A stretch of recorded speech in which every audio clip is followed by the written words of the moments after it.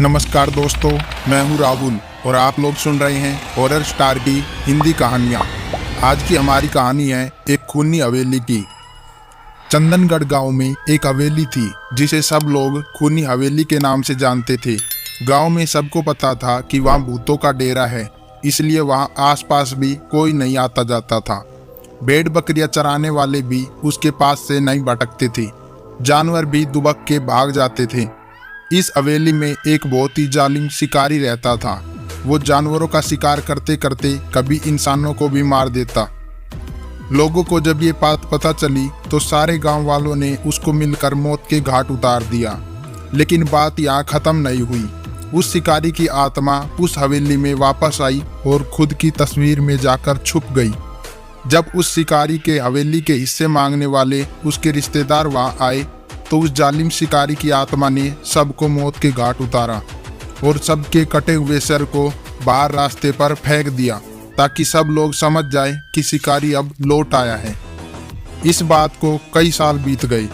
अब तो वहाँ न कोई हवेली थी और न कोई शिकारी।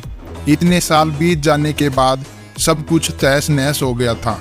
बस कुछ पत्थर और टूटी हुई दीवारें उस हवेली की मौजूदगी बता रही थी। लेकिन गांव वालों का मानना है कि जिसकी कुंडली में वो योग होता है वो हवेली उसको नजर आती है।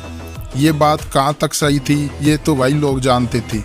हवेली अब तक न तो किसी को दिखी थी और न ही वो डरावना शिकारी किसी को दिखा था। अमावस की रात थी। बारिश भी बहुत जोरों से हो रही थी। कुछ लोग चंदनगढ़ के रास्ते से शहर जा रहे थे। बारिश इतनी ज्यादा थी कि सामने का कुछ दिख नहीं रहा था। उनकी गाड़ी उस खूनी हवेली के सामने से गुजरी। सामने पूरा अंधेरा था, बिजली नहीं थी। बिजली जैसे ही आसमान में चमक रही थी वो हवेली और भी ज्यादा भयानक लग रही थी। एक बिजली जोर से कड़की। उसकी आवाज से गाड़ी में ब्रेक लग गया। ड्राइवर बोला, साहब वो सामने कोई घर दिख रहा है, वहाँ थोड़ी देर रुककर फिर चलते हैं। वैसे भी बारिश बहुत ज्यादा है, मुझे गाड़ी चलाने में तकलीफ हो रही है और रास्ता भी नया है, कुछ और परेशानी न हो इसलिए यहीं रुक जाते हैं। सब राजी हो गए तो ड्राइवर ने गाड़ी उस हवेली की तरफ घुमाई। बहुत ही शानदार थी वो हवेली। गाड़ी में 3 लोग थे। गाड़ी से उतरकर सामने पार्किंग में खड़े हो गए। जैसे ही वो खड़े हुए हवेली का बड़ा सा दरवाजा खुल गया। अंदर धीमी सी रोशनी थी और ऊपर सीढ़ियों से एक बूढ़ा आदमी हाथ में लालटेन लिए उतर रहा था। उसको आते ही सागर ने पूछा, बाबा क्या यहाँ हम थोड़ी देर रुक सकते हैं क्या? बारिश बहुत है और हम यहाँ नए हैं। उसने बिना कुछ बोले सिर्फ अपनी गर्दन हिलाकर हामी भरी। वो तीनों लोग अपना जरूरी सामान साथ में लेकर बाकी का गाड़ी में छोड़कर उसके साथ हवेली के अंदर चले गए। बहुत ही सुंदर हवेली थी, जैसे बाहर से वैसे अंदर से। दरवाजे के अंदर जाते ही सामने ही सीढ़ियों के पास एक बड़ी सी तस्वीर लगी हुई थी। बड़ी सी मूछे और हाथ में तलवार और एक हाथ में पुराने जमाने की बंदूक, जैसे कोई महाराजा हो। सागर से रहा नहीं गया और उसने पूछ लिया, ये जो तस्वीर है कोई महाराजा है क्या? क्या ठाठ से खड़े हैं? और बाबा क्या तुम यही हवेली में रहते हो और वो भी अकेले? वो बूढ़े आदमी ने सागर की आंखों में आंखें मिलाकर कहा, हाँ ये इस हवेली का मालिक था। कई सालों पहले इसकी मौत हो चुकी है। मैं यहाँ देखभाल के लिए आता हूँ। आज बारिश की वजह से मैं भी नहीं जा पाया। सागर ने फिर से एक सवाल किया, वैसे मुझे ये बताओ, जब हम सब बाहर दरवाजे पर खड़े थे तो हमने देखा तुम सीढ़ियाँ उतर कर आ रहे थे, तो फिर दरवाजा किसने खोला? वो बूढ़ा आदमी जैसे चौंक ही गया, लेकिन उसने जवाब नहीं दिया। उसने कहा, चलो मैं तुम सबको कमरा दिखा देता हूँ। वो लोग सीढ़ी से जैसे सामने से निकले, उन्हें ऐसा लगा जैसे उन्हें कोई बहुत ही गुस्से में देख रहा है। एकदम से सबकी नज़र उस तस्वीर पर पड़ी। उन सबको लगा जैसे कि इस तस्वीर की आंखें थोड़ी देर के लिए हिली हो। शायद सबका वहम था या सच, पता नहीं। वो थोड़े डर गए थे। वो सबको सीढ़ियों के बगल के कमरे में लेकर गया। वो लोग बहुत थक चुके थे। ड्राइवर तो गाड़ी में ही सोने के लिए बोल रहा था, इसलिए उसको किसी ने नहीं बुलाया। लेकिन रमेश, सागर और शिरीष तीनों ने अपना सामान अंदर कमरे में रख दिया। वो इतने थक चुके थे कि लेटते ही आंख लग गई। जगह नहीं थी लेकिन बाहर बहुत ठंड थी और अंदर काफी गर्म था कमरा। शायद आधी रात का समय हुआ होगा। शिरीष एकदम से चिल्लाने लगा। बाकी दोनों दोस्त जग गए। शिरीष को कोई सपना आया था। शिरीष बता रहा था कि उसने सपने में उस फोटो वाले आदमी को देखा और वो हम तीनों को मारने आया था।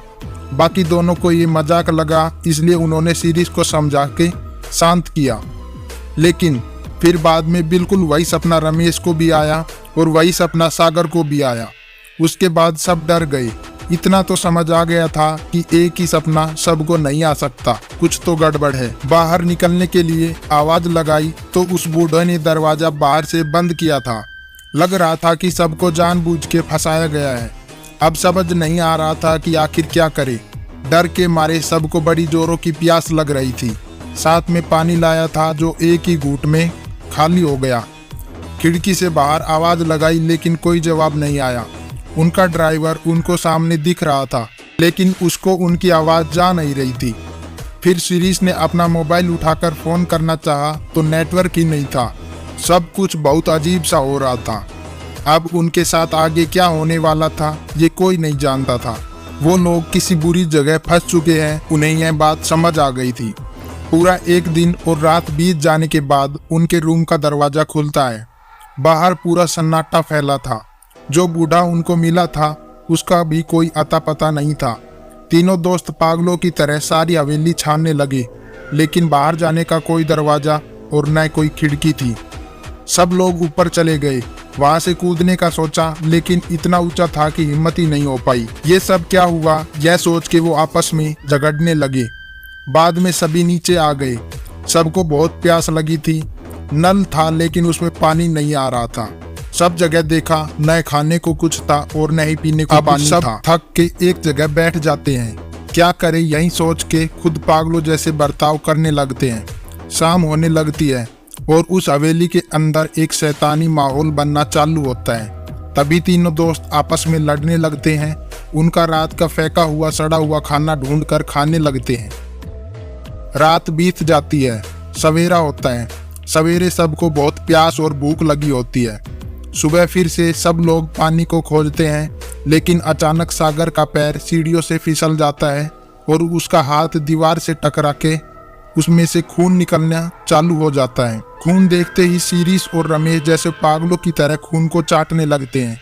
तभी सागर बोलता है, अरे पागल हो गए हो क्या तुम? क्या कर रहे हो? जानवर हो क्या? सागर की बात का कोई ध्यान नहीं देता लेकिन खून चाटने से उनकी प्यास कुछ थम सी गई। लेकिन अब भूख की वजह से जान निकल रही थी। रात हो चुकी थी। शिरीष और रमेश के अंदर जैसे शैतान समा गया था। वो दोनों सागर पर टूट पड़े और उसको काटने लगे। खूनी खेल चालू हो गया था। शैतान ने उन दोनों को अपने वश में कर लिया था। उस शिकारी की आत्मा ने दोनों को सागर का शिकार करने का जैसे आदेश दे दिया था। वो दोनों उसको काट कर खा रहे थे और उसके खून को पी रहे थे। सागर की जान बची ही कितनी थी। इतने दिन का भूखा उन दोनों से बचा नहीं पाया खुद को। सागर की मौत हो गई। शिरीष और रमेश के साथ क्या हुआ यह जानने के लिए हमें सेकंड पार्ट के लिए कमेंट करें। और अगर आपको हमारी वीडियो अच्छी लगी तो वीडियो को लाइक करना, चैनल को सब्सक्राइब करना। थैंक यू, धन्यवाद।